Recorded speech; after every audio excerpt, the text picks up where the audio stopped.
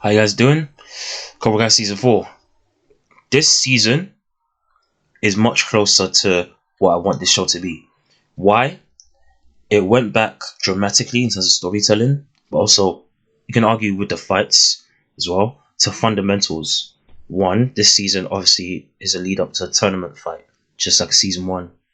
Two, it's focusing more on not just the philosophies and the way people move about in their lives based on the type of karate they practice in this town where everyone loves karate. It's also just a season where everyone is arguably forced or seeking that introspection, that understanding of themselves. You see that everyone's nuanced. Just like, in my opinion, again, season 1, the same way you learn in season 1 that Johnny is a nuanced character, that various other characters are nuanced, that Daniel isn't just, oh, I'm so perfect and good, that he has an angry side, an impulsive side. You see in this season with all the kids, some of the new characters, some of the old characters, some returning characters from the past franchise, Terry Silvers, and so on, that everyone is kind of learning about themselves through this season. Mirrors. What first example of that, in my opinion, Terry Silver. By the way, bravo. Terry is the snake of snakes.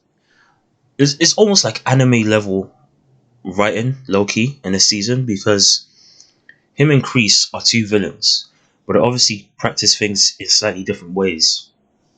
And it means that, to me, they found someone compelling. To me, more compelling than Kreese. I have to keep it real. But he's more compelling to me because the way he has a totally different. Speaking of different philosophies, like Johnny and Daniel trying to team up at the end of season 3, he has a very different philosophy of how to strike first and strike hard and so on and so forth. And you see that reinforced throughout the show. The people he talks to, the students, kind of conversations he has, he's always playing some kind of mind game or teaching and imparting some kind of mind game to someone else. And I love it. It just shows that I was right all along. Karate Kid 3 is fire. Debate me. Don't debate me. I love that movie though. And there's going to be a lot of fake fans that come out and say they love Karate Kid 3 when you don't. You're a liar. I love Karate Kid 3, not you. Shout out to Terry Silver. Who else in this season? Let me look at my notes. Okay, Robbie. He's, apart from Terry, he's probably one of the characters I like the most in this season because he's another one who they strongly imply it in the trailer anyway for season 4. He's a dude who says to himself and says publicly to some people, everyone thinks there's only one way to practice karate, to do other types of things in this town, whether it involves karate or not. I'm just someone who looks at the strengths of every single thing and I do it. And you see that at the very start of the season, throughout the season. But that doesn't mean that he doesn't have character flaws. It just means that for the first time he's very aware of why he has to analyze everything he's doing. And you see that in his arc. And I reckon, apart from Terry Silver, in my personal opinion, Robbie had the best arc in this season, in my opinion. Apart from Terry Silver. And then you get to like Daniel and Johnny, obviously, who I'm so glad that. Actually, no, yeah, I'm gonna talk spoilers. I am so glad that Daniel, through those kids, is starting to understand why he's hard-headed as heck. All the way back to Karate Kid 1, he instigated a lot of fights with Johnny. Unprovoked. There weren't retaliations all the time. Sometimes they were. Sometimes he went too far. Sometimes he didn't know his place and he overstepped and it broke into it broken out into a fight. That stuff like that can happen, but it was always framed in the original trilogy that he was the noble one, that he was the one who was just he thinks of his life. This is what makes Daniel dangerous. He thinks of his life as before Miyagi and then after Miyagi, and then that was when he was suddenly on the right track, and then just had a few bumps in the road where he made mistakes. To this day, no, him and Johnny, they mentioned this in season 3 with shout out to Elizabeth Shue, Ali's character. The both of you are more alike than you want to admit. The difference is Johnny throughout the seasons of the show has been more than willing, in my opinion, to either sometimes explicitly or implicitly, more of the time, in my opinion, admit his faults and his shortcomings, physically, mentally. Daniel rarely does that, and something forces him. Actually, again, spoil. I keep thinking of it as a non-spoilery.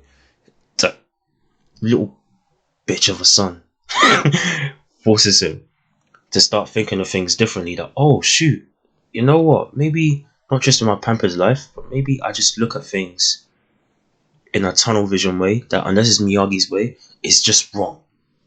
That unless I'm doing it in my stuck up, presumptuous, oh I think I'm right all the time way, then it's wrong. He's so unaware of that, and his kids, the way he sees Samantha, and he worries rightly so about her losing control by her anger, and the way he finds out that his son is a bully at school, doing the type of things that Johnny was doing to him when he was younger. The way he finds that out, I hope that continues in season 5, and he starts to understand his character flaws. That it's not just a case of you met Miyagi and now you're some perfect stoic monk or something in the mountains who just has a few mistakes here and there. No, you're angry and impulsive, just like Johnny. And you don't admit that to yourself. And Miyagi was the person distracting you and tempering that anger, which is why Terry Silver took advantage of you in the first place in Karate Kid 3. You know it. You don't want to admit it. You think you were just groomed. You're just tormented. You were, definitely. Shout out to Karate Kid 3. But you got that Cobra Kai mentality, not so deep down. And Daniel is unaware of it. And it is interesting storytelling, but I hope they explore that further on a personal level, not just through things that happen to him, not just through his children and his family and people close to him. Johnny, here's the irony. I don't have too much to say about him. I like William Zepka's acting. He has him and Miguel have a great emotional scene together that really, it hurt me, like, a lot. Where you can tell that he's just, speaking to Daniel, how I would argue he's similar but the opposite. He keeps messing up and he keeps recognizing that he's making mistakes every so often, but he's also hard-headed too, and he's also a guy who sabotages himself and makes the wrong turns. That moment with Miguel, where he's tucking him into bed, he's like, here's my theory. I really believe he was talking to Miguel to some degree, because you know he cares about him like a father with a son. You know he does. But in his drunken stupor, his mind was on Robbie. So he wasn't thinking.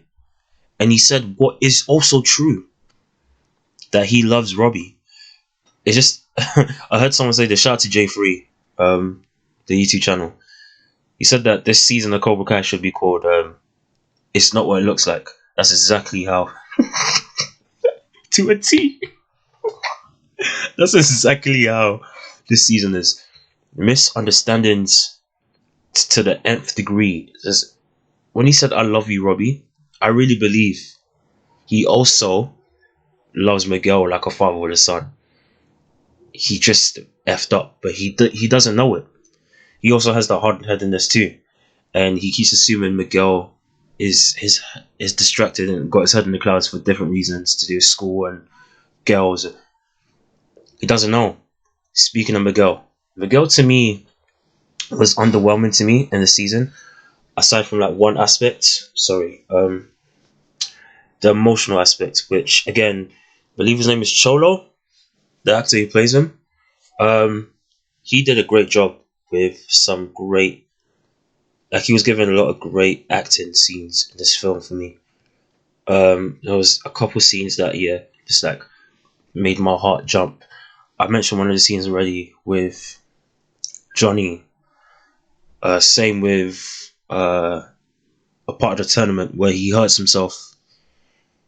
Um, he again, like I said, was underwhelming for me this season, but it all had like a end result. It all had like an end point that was great for me, and I liked how his arc, where his arc ended up in this season. I'm glad it ended there because he does need like more self discovery, and I feel like that season two, what happens to him in season two, hurting his back. Yeah, he needs more perspective. He can't just do things just to do things. And I like that. I liked Sam's arc in this season. She wasn't just a um. I don't know if it's me. Sam has always just been a character that she does unlikable things, but she made a good point where she's a kid who keeps making mistakes, and it's understandable. She's also she's her father's daughter a lot. She got that LaRusso hot blood. I'm just gonna act impulsively, and tries to deny it to herself, which you can argue is just like pressure, like her as a girl, and fair enough. But she tries to deny it, and it gets annoying. And to me, in the past seasons, like she had a hand to play in what happened in the season two fight. But it wasn't her fault, to be clear. Obviously, Tori started that fight and cut her, slashed her wrist, I think. But she had a hand to play by not taking accountability and like admitting to, because I was rewatching bits of season two and three and one, and admitting to everyone involved. Um, Tori, that I messed up with Miguel. Miguel, I kissed you. I still have feelings, you know. But again, she's a kid, and I like that in this season. They're really showing her coming out of that. She's not pretending that she doesn't have anger inside of her, and I like that a lot. And I hope they take that again to more nuanced places. Hawk. Oh my god. Bravo. That arc. Yo. This show. You know what this show is? This show is a better written version of the prequel trilogy with young Jedi people, Anakin's left and right turning into Luke's. And there's also a better version of what the sequel trilogy should have been, where you have a Sidious and as well as a Snoke, a better realized Snoke, which you can argue is like a Terry Silver in this case, um, as well as like a parallel universe version of what Luke's Jedi students would have been like, you know, trying to take different styles, trying to take the light and the dark instead of just being like very black and white. So they mentioned Star Wars actually at one point explicitly. Like I feel like it's a Sith. Was it Dimitri? Yeah, I feel like I'm a Sith. No, I feel like I'm a Jedi and he's a Sith or something like that. I think Dimitri said something that in the tournament. Kenny, again, bravo. I hope we get more interesting stuff with him in future seasons. By the way, DC, you need to hire him to be Static Shock because I'm so scared. People keep saying that, oh, he needs to be Miles Morales. No, keep Miles Morales away from live action for a long time coming.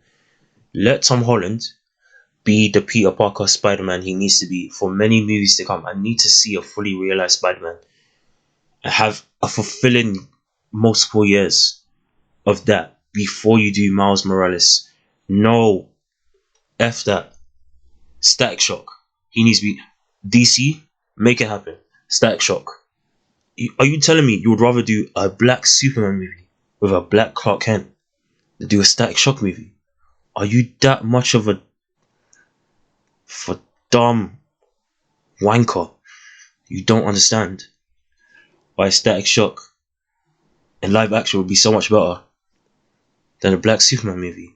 Oh, I get it though, because you don't actually care about black people. You're just diversity. Well, guys, apart from that, I'm trying to think. What do I have any flaws this season? Nah, I don't. I love the season. Season 1, Season 4, Season 2, Season 3.